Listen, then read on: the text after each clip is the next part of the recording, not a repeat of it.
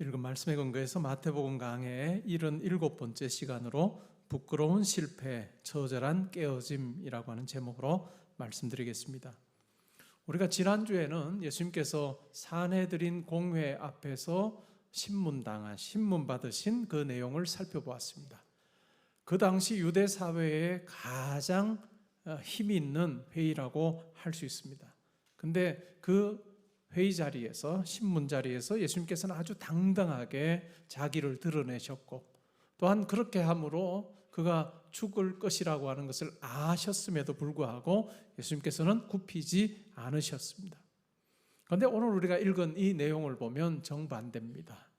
신문이라고 하는 말도 어울리지 않을 정도의 그러한 여종들의 물음에 대해서 베드로가 하는 그 대답을 보면 너무나도 실망스럽습니다. 아무런 힘과 능력을 가지지 못한 사람들이 묻는 그 물음에 대해서도 베드로는 너무나도 명백하게 예수님을 부인하고 있습니다. 이러한 이 베드로의 모습과 지난주에 우리가 살폈던 예수님의 모습이 너무너무 다릅니다. 그러한 베드로의 결말을 우리는 잘 알고 있습니다. 오늘 우리가 읽은 이 본문이 마태복음에서 우리가 베드로를 만나는 마지막 단락입니다. 물론 그 뒤로 제자들과 관계된 이야기는 나오지만 베드로에 대해서 명시적으로 언급하는 내용은 없습니다. 밖으로 나아가 통곡하고 엉엉 우는 그 모습이 우리가 마태복음에서 만나는 베드로의 모습입니다. 그러나 그 베드로가 그렇게 끝나지 않았다는 거 우리는 잘 알고 있습니다. 반면에 우리가 다음 주에 살피게 될 가룟 유다의 삶을 보면 완전히 다릅니다. 그는 뉘우치긴 했지만 그러나 결국은 그는 자살로 자기의 인생이 끝나는 아주 다른 결말이 두 사람에게 있었습니다. 어떻게 그와 같은 변화, 다름이 있었을까 하는 부분에 대해서도 우리가 오늘 생각을 해보려고 합니다. 대제사장 집에서 일하는 여종이 베드로에게 말합니다. 너도 갈릴리 사람 예수와 함께 있었다라고 이야기하자 베드로가 답합니다. 나는 내가 무슨 말 하는지 모르겠다. 그리고 거기서 끝났으면 얼마나 좋았을까요? 그리고 나서 앞문으로 갔을 때 다른 여종이 옆에 있는 사람들에게 베드로를 보면서 말을 합니다. 이 사람은 나사렛 예수와 함께 있었다라고 말합니다. 그러자 베드로가 처음에는 내가 무슨 말 하는지 모르겠다라고 말했던 베드로가 이제는 맹세하여서 부인합니다. 나는 그 사람을 알지 못한다라고 맹세하여 부인합니다. 조금 후에 곁에 섰던 사람들이 묻습니다. 너도 진실로 그 도당이라 내 말소리가 그것을 입증한다라고 이야기하자 베드로는 저주하여 맹세합니다. 나는 그를 알지 못한다라고 이야기를 합니다. 이 강도가 점점 더 부인의 강도가 세집니다. 나는 무슨 말 하는지 모르겠어 내가 라고 했다가 내가 맹세하고 부인하면서 나는 그 사람 알지 못해 라고 이야기합니다. 심지어는 더 나아가서는 저주하여 맹세합니다. 누구를 저주했느냐라고 하는 내용은 원문에도 오늘 우리가 읽었던 본문에도 나오지 않습니다. 예수를 저주했는지 누구를 저주했는지는 나오지 않으나 저주하며 맹세하는 이 내용을 우리가 생각을 해보면 내가 확실히 이 사람 알지 못한다라고 하는 이야기를 하고 싶었던 것 같습니다. 그렇게 했을 때 실제로 닭이 울었습니다. 예수님께서 하신 말씀이 떠올랐습니다. 내가 닭이 울기 전에 3번 나를 부인하리라 라는 그 말씀이 베드로에게 떠올랐습니다. 그리고 나서 그는 밖으로 나가서 심히 통곡하며 울고 있습니다. 오늘 본문에 보면 이 갈릴리 액센트라고 하는 것이 굉장히 베드로와 예수를 묶는 데 굉장히 중요한 어떤 요소로 등장합니다. 지금은 은퇴하고 한참 된 분이지만 제가 영국에서 공부할 때 옥스퍼드에서 유대인이면서 유대학자, 세계에서 가장 유명한 학자였죠. 게자 벌메쉬라고 하는 학자가 있었습니다. 제가 칼리지가 같아서 저도 자주 보곤 했던 분인데 그분이 요 단락에 대해서 설명하면서 그런 이야기를 했습니다. 그 당시 유대인들에게, 특별히 예루살렘 지역에 사는 유대인들에게 이 갈릴리 액센트라고 하는 것은 굉장히 어찌 보면 놀림감이기도 했고 경멸의 대상이기도 했다라고 하는 이야기를 합니다. 무슨 나사렛에서 선한 것이 나겠느냐, 갈릴리 그 지역에서 뭔 선한 게 나겠느냐라고 했던 그 말의 이면에는 이런 게 깔려 있습니다. 갈릴리 그 억양을 사용하는 예수, 우리가 보기에 그와 같은 지역에서는 메시아가 날 수 없어라고 그렇게 유대인들은 생각했던 거죠. 베드로도 갈릴리 억양을 썼고 예수님께서도 갈릴리 억양을 사용했을 겁니다. 그러니까 같은 억양을 사용하는 너, 예수와 함께 있었던 사람이고 너 같은 도당 아니냐라고 그렇게 이야기를 합니다. 근데 아주 기를 쓰고 나는 모른다라고요. 맹세 차원이 아니라 내가 저주하여 맹세하면서 나 몰라라고 이야기합니다. 예수님께서 마태복음 10장 32절 33절에 이런 말씀하신 적이 있습니다. 누구든지 사람 앞에서 나를 시인하면 나도 하늘에 계신 내 아버지 앞에서 그를 시인할 것이요, 누구든지 사람 앞에서 나를 부인하면 나도 하늘에 계신 내 아버지 앞에서 그를 부인하리라 라고 하는 말씀을 하셨습니다. 베드로는 이 말씀을 들으면서 이것이 자기와 관계된 내용이 될 것이라고는 상상도 하지 못했을 것입니다. 다른 사람 이야기겠지, 사람들 앞에서 예수님 부인하는 거 다른 사람 이야기겠지라고 생각했는데 그는 한 번 부인한 것이 아니라 3번씩 부인하고 저주하여 맹세하면서 나 예수 알지 못해라고 이야기합니다. 그러한 상황이 벌어지면 나도 하늘에 계신 내 아버지 앞에서 그를 부인하리라 라고 예수님께서 말씀하셨습니다. 이것이 베드로와 관계된 마지막 이야기입니다. 마태복음에 나오는 충격적입니다. 우리는 이미 베드로의 이 3번의 부인을 다 알고 있기 때문에 우리에게는 그 충격의 강도가 약한데 가만히 그 상황으로 들어가서 보면 이건 보통 이야기가 아닙니다. 니고데모가 예수를 부인했으면 이해할 만할 것입니다. 부자 청년이 예수를 부인했다면 그럴 수 있다고 생각할 수 있습니다. 그런데 베드로입니다. 베드로는 예수님과 함께 3년을 지냈던 제자 중에 제자, 수제자라고 우리가 부르는 사람입니다. 가이사랴 빌립보라고 하는 지역에 갔을 때 예수님께서 이렇게 물으셨습니다. 사람들이 나를 누구라 아느냐라고 물으셨죠. 그때 제자들이 답합니다. 엘리야라고 합니다. 세례 요한이라고 합니다. 그 선지자라고 이야기합니다. 그러면 너희는 나를 누구라고 생각하느냐라고 할 때 베드로가 답을 합니다. 주는으로 번역했지만 원문에는 당신은입니다. 당신은 그리스도시요 살아계신 하나님의 아들입니다 라고 그렇게 고백합니다. 아주 정확한 신약 성경에서 예수님에 대해서 묘사하는 가장 정확한 신앙 고백을 베드로가 한 것입니다. 그때 예수님께서 칭찬하십니다. 너 정말 잘했다. 그런데 네가 고백한 것이 아니고 하나님께서 너로 하여금 이 고백하게 하셨구나 라고 하면서 칭찬하십니다. 그리고 마태복음 16장 18절 19절에 이렇게 말씀하세요. 너는 베드로라, 내가 이 반석 위에 내 교회를 세우리니 음부의 권세가 이기지 못하리라. 음부의 권세가 이기지 못하는 그 같은 부분에 대해서 말씀하시고, 내가 천국 열쇠를 내게 주리니 내가 땅에서 무엇이든지 매면 하늘에서도 매일 것이요 내가 땅에서 무엇이든지 풀면 하늘에서도 풀리리라 라고 말씀하십니다. 베드로의 이 정확하고 분명한 이 신앙의 고백 위에 교회가 세워지고, 하나님께서 교회에 주신 특권이 뭐냐면 음부의 권세가 어떻게 하지 못하는, 미치지 못하는, 이기지 못하는 그 같은 권세를 교회에 허락하실 것이고, 교회가 이 땅에서 매면 하늘에서도 매고 이 땅에서 풀면 하늘에서 푸는 교회 가운데 이와 같은 놀라운 권능을 허락하시고 권세를 주시겠다라고 말씀하실 때 그 장본인이 바로 베드로입니다. 그런데 그 베드로가 넘어진 거예요.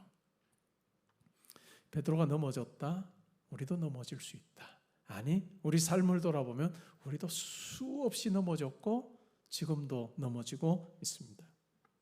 그러면 왜 베드로가 실패했을까요? 첫 번째는 이 일이 바로 있기 얼마 전에 예수님께서는 제자들을 향해서 말씀하셨습니다. 마태복음 26장 31절부터 35절에 보면 예수님과 제자의 대화가 나오는데 제자들과의 대화라기보다는 예수님과 베드로의 대화가 나옵니다. 예수님께서 이렇게 말씀합니다. 오늘 밤에 너희가 다 나를 버리리라. 몇 시간 전에 하신 말씀이에요. 그런데 베드로가 뭐라고 답합니까? 모두 주를 버릴지라도 나는 결코 버리지 않겠습니다. 모두 다 주를 버릴지라도 나는 버리지 않겠습니다. 예수님께서 다시 말씀하십니다. 내가 진실로 내게 말하는. 여러분, 우리가 복음서를 읽다가 진실로 내게 말한다라고 하면 이건 보통 일이 아닌 거예요. 그냥 보통 말씀하실 때랑 딱 구분해서 말씀하실 때 내가 진실로 말한다라고 그렇게 표현을 하시는데 뭐라고 말씀합니까? 오늘 밤 다 굴기 전에 내가 3번 나를 부인할 거다 이렇게 말씀합니다. 이 말을 들었던 베드로 의기양양하게 이렇게 답합니다. 내가 주와 함께 죽을지언정 주를 부인하지 않겠습니다. 이것이 몇 시간 전 이야기입니다. 몇 시간 전 이야기입니다. 예수님께서 이렇게 말씀하셨음에도 불구하고 베드로는 이 말씀에 귀를 기울이지 않았습니다. 나를 다 버릴 거다, 나를 3번 부인할 거다라고 하는 경고의 메시지가 있었음에도 불구하고 베드로에게는 그것이 별로 심각하게 들리지 않았던 것 같습니다. 그렇게 생각했던 이유는 뭘까요? 나 안 할 수 있어, 나 예수님 부인하지 않을 수 있어 라고 하는 그 마음이 그에게 있었던 것 같아요. 우리도 똑같습니다. 우리도 신앙생활하면서 말씀을 읽을 때 그 하나님께서 성경 말씀 속에서 우리를 향한 많은 경고를 하실 때가 있습니다.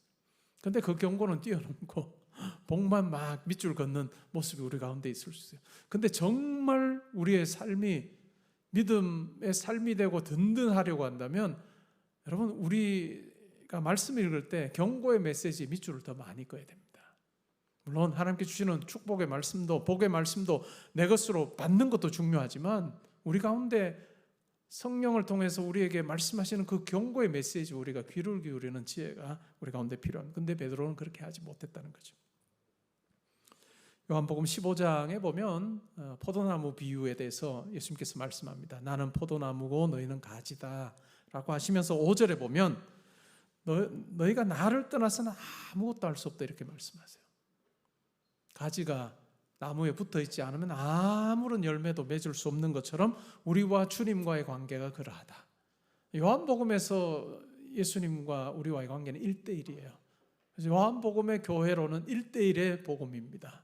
바울의 복음으로 가면, 바울 서신으로 가면 어떨까요? 교회는 그리스도의 몸의 지체로서의 교회고 예수님이 머리이신 이런 어떤 공동체적인 성향이 굉장히 강한 것이 바로 요한의 교회론이고 또 예수님과의 관계인데, 요한복음에서는 1대1이에요.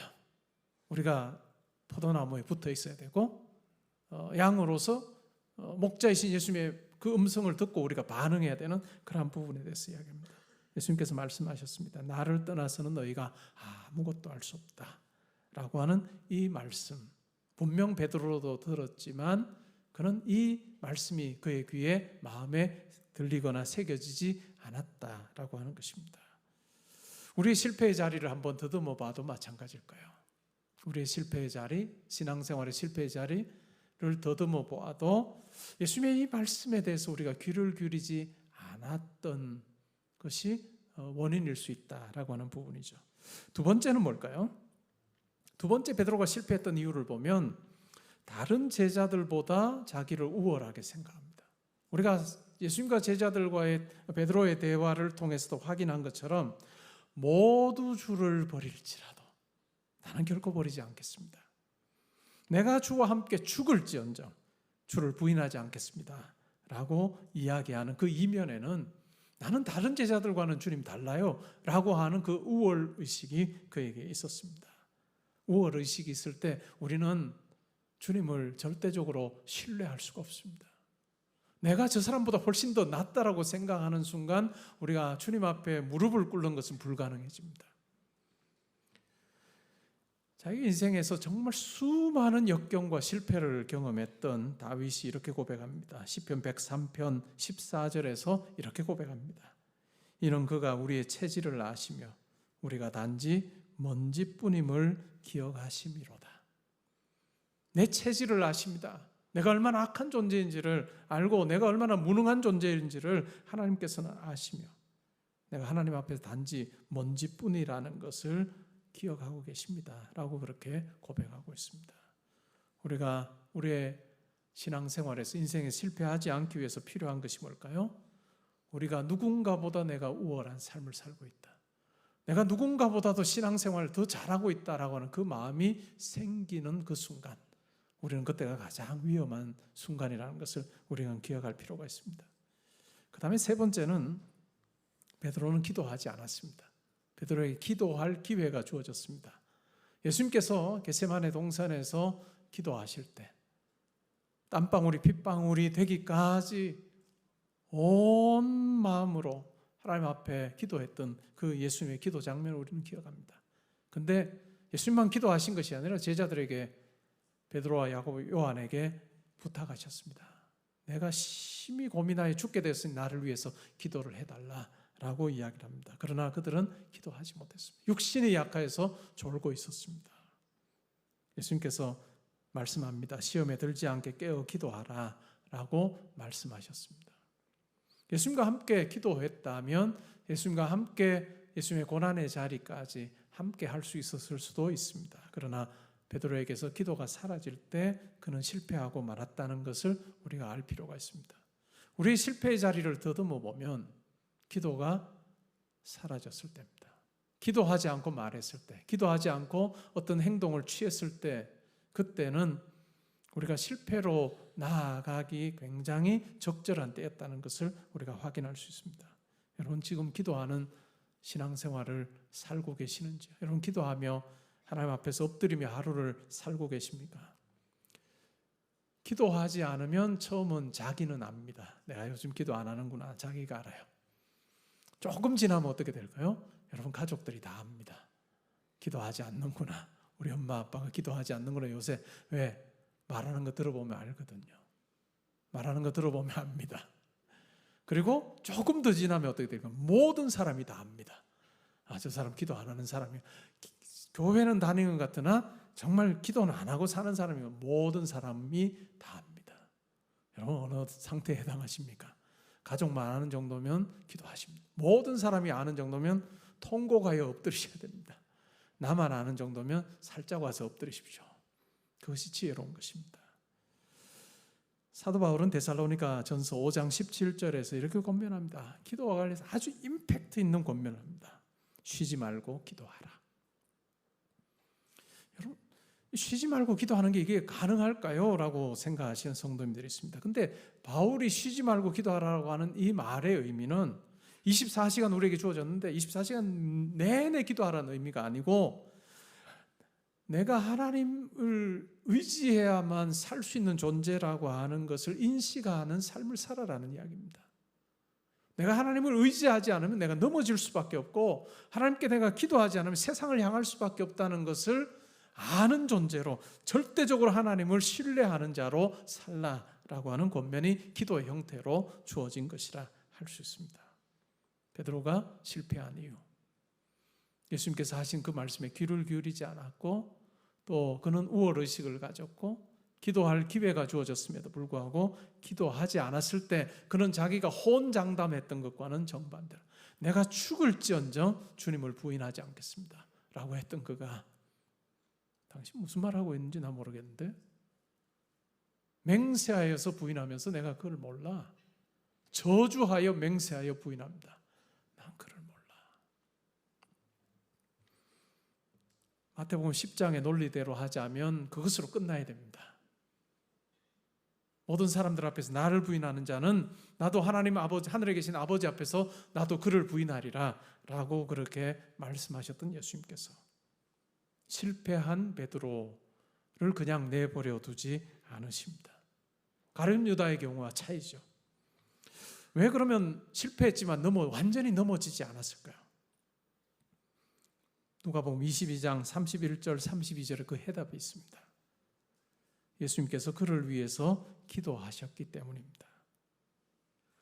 이런 내용이 나옵니다. 시몬아 시몬아 보라 사탄이 너를 밀가부르듯 하려고 요구하였으나 그러나 내가 너희를 위하여 내 믿음이 떨어지지 않기를 기도하였노니 너는 돌이킨 후에 내 형제를 굳게 하라.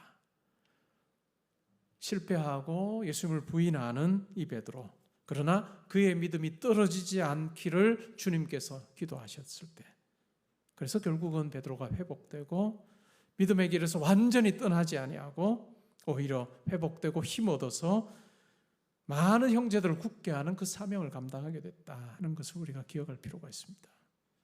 히브리서 7장 25절에 보면 만유를 다스리시고 하나님 보좌 우편에 계시는 주님께서 무슨 일을 하고 계실까요? 이런 내용이 나옵니다. 그러므로 자기를 힘입어 하나님께 나아가는 자들을 온전히 구원하실 수 있으니 이는 그가 항상 살아계셔서 그들을 위하여 간구하심이라. 베드로가 실패의 자리에서 그냥 넘어지고 그것으로 끝나지 않을 수 있었던 것은 바로 예수 그리스도께서 그를 위해서 간구해 주셨고 그를 붙들어 주셨다라고 하는 것을 우리가 기억할 필요가 있습니다. 우리 삶도 마찬가지예요. 우리 삶에서도 이 세상이 전부라고 생각하고 온통 내 생각 속에는 이 세상 어떻게 하면 돈 더 많이 벌지? 어떻게 하면 내가 조금 더 편안한 삶을 살지라고 생각하는 그러한 생각으로 살아가는 우리를 주님께서 그냥 내버려 두지 않으시고 성령께서 마땅히 빌 바를 알지 못하는 우리를 위해서 탄식하심으로 하나님 앞에 기도하심으로 또 성령을 통해서 예수님께서 우리를 위해서 간구하심을 통해서 그러한 우리 실패하고 넘어지는 우리를 붙들어 주시고 세워주셔서 우리가 여기까지 왔다는 것을 기억할 필요가 있습니다. 오늘 우리가 읽었던 이 이야기의 출처가 누굴까요? 베드로 외에는 없습니다. 이 현장에 함께 있었던 제자들 없었습니다. 베드로만 있었던 거예요. 자기가 입 꾹 다물고 있으면 이 이야기는 복음서에 기록되지 않았을 것입니다. 그런데 베드로가 이 이야기를 자기의 통역관과 같았던 마가에게 했을 것 같습니다. 그래서 마가복음에 기록이 되고 또한 마가복음뿐만 아니라 마태복음에도 기록이 되는 그 같은 일이 일어났습니다. 베드로는 자기의 실패에 대해서 여러 번 이야기했을 것입니다. 이게 내가 주님을 위해서 주님 앞에서 한 끔찍한 일이다. 그런데 놀라우신 주님이 나를 끝까지 사랑해 주셨다. 우리의 고백이기도 할 거예요. 시편 119편 71절에서 이렇게 고백합니다. 고난당한 것이 내게 유익이라 이로 말미암아 내가 주의 율례들을 배우게 되었다라고 고백하고 있습니다. 믿지 않는 분과 믿는 분의 차이가 뭘까요? 믿지 않는 분에게 상처는 상처일 뿐이에요. 감추어야 되는 거예요. 근데 우리에게 실패는, 우리에게 상처는 그것으로 끝나는 것이 아니라 그 상처를 싸매주시고 그 실패 가운데 우리의 손을 붙잡고 일으켜주시는 주님, 우리를 사랑하시고 우리에게 긍휼 베푸시고 우리를 용서하시는 그 주님을 만난 그 경험이 있기 때문에 우리에게는 오히려 그 실패의 자리가, 상처난 그 자리가 오히려 하나님을 더 생생하게 경험하게 된, 하나님의 은혜를 더 경험하게 되는 그러한 자리였기 때문에 우리는 고백하며 살 수 있습니다. 세상은 감추라고 하죠. 근데 우리는 그것을 드러낼 때, 때로는 내 실패, 내 연약함을 드러낼 때 그 가운데 역사하셨던 하나님이 크심으로, 전능하심으로, 선하심으로 드러나는 것으로 인해서 내 인생이 꾸려져 왔다는 것을 고백하게 되는 것입니다. 우리는 실패와 더불어서 살아갑니다. 선택 과목이 아니라 필수 과목 같아요. 감정을 다루는 문제 때문에 우리는 인생에서 많은 실수를 하고 실패를 경험합니다. 부부간의 대화, 원만한 경우도 있지만 원만하지 않은 경우들도 많습니다. 사랑하는 사람으로 시작했다가 왼수로 끝나는 사람들이 얼마나 많습니까? 죄의 문제로 여러 영역에서 실패했고 지금도 실패하고 있습니다. 그리고 앞으로도 그러할 것입니다. 이것이 타락한 인간의 실존이라 할 수 있습니다. 다른 영역으로 한번 볼까요? 운동선수들, 지금 프로야구 한창 이제 정규 리그가 막바지입니다. 야구 타자들은 어느 정도 하면 잘한다고 할까요? 타율이 어느 정도면 저 타자 잘하는 타자인데 라고 하는 게 어느 정도일까요? 3할 타자면 정말 잘 친다고 합니다. 3할이면 뭘까요? 10번 타석에 나와서 3번 안타 치면 3할입니다. 그렇게 하는 게 쉽지 않아요. 7번은 뭘까요? 스트라이크 아웃 당하거나 아니면 땅볼 치거나 공중볼 쳐서 죽는 거예요. 10번 중에 3번 하면 잘하는 타자. 농구 선수들 시간 나면 그냥 슛 던져서 연습합니다. 근데 시합할 때 보면 슛을 던진다고 해서 다 골로 들어가진 않아요. 안 들어가는 골이 더 많습니다. 어찌 보면 이것이 우리 인생의 단면인 것 같습니다. 많은 믿음의 사람들을 봐도 마찬가지입니다. 노아는 술에 취해서 아들을 저주합니다. 모세는 화를 내므로 자기가 가진 지팡이를 가지고 화를 참지 못해 반석을 2번 침으로 그 일로 인해서 그는 하나님 앞에서, 많은 사람들 앞에, 백성들 앞에서 하나님의 경건함을 드러내지 못함으로 인해서 약속의 땅에 들어가지 못합니다. 다윗은 더 끔찍한 일을 저질렀습니다. 자기의 부하의 아내와 간음을 했습니다. 우리아의 아내 바세바와 간음을 했고, 그것을 감추기 위해서 우리아를 전쟁터에 내보내서 그냥 교묘히 죽입니다. 기드온의 경우도 마찬가지입니다. 기드온이 300용사로 정말 엄청난 이방 군인들을 다 무찌른 것으로 우리는 알고 있는데, 기드온은 두려워서 도망가는 사람이었습니다. 우리가 지금 기드온 300용사 말씀과 기도 집회를 합니다. 기드온 300용사라고 하는 이 말은 기드온의 300용사들이 뭐 일당백, 일단천의 그런 정말 강한 용사였다는 의미가 아니라 다 겁쟁이였습니다. 다 벌벌 떠는 자들이에요. 그러나 하나님께서 이 벌벌 떠는 자들, 두려워하고 뒤로 물러서려고 하는 자들을 통해서 하나님께서 아주 강한 군대를 이기셨다라고 하는 차원에서 기드온 300입니다. 마찬가지예요. 우리는 힘이 없습니다. 우리는 무능합니다. 우리는 이 일 앞에 내가 어쩔 줄 몰라 하는 모습으로 있지만, 그러나 하나님께서 기드온의 300용사를 들어 사용하셔서 아주 엄청난 군대를 무찌르셨던 것처럼 무능하고 부족하고 나밖에 모르는 그와 같은 모습으로 살고 있는 나를 들어 사용하셔서 일 가운데 온 우주 만물을 창조하신 하나님의 전능하심의 역사가 있기를 바랍니다 라고 하는 것으로 엎드리는 것이 바로 기드온 300용사입니다. 말씀과 기도 중입니다. 노아, 모세, 다윗, 기드온의 공통점이 뭘까요? 다 실패한 사람들이에요. 근데 그들의 실패가 끝이 아니었다는 것이 중요합니다. 다시 믿음으로 살아갑니다. 진짜 실패는 넘어진 자리에서 그냥 끝나는 것이 진짜 실패예요. 가룟 유다의 경우 그렇습니다. 근데 그렇게 하지 아니하는 것, 그것이 바로 하나님의 은혜입니다. 여러분, 아이들이 두발 자전거를 탈 때, 여러분들이 부모로서 아이들에게 두발 자전거 선물해 줬을 때 안장에 바로 올라타자마자 자기가 원하는 곳으로 딱 가는 아이 하나도 없습니다. 타자마자 물론 뭐 뒤에서 많이 잡아주죠. 잡아주다가 놓아줘도 다 쓰러지고 하다가 결국 갑니다. 우리 신앙생활이 그러한 것 같습니다. 베드로 실패했지만 주님께서 그를 세워주십니다. 그리고 마침내 베드로는 전설에 따르면 거꾸로 십자가에 못 박혀 죽었다라고 하는 내용이 나옵니다.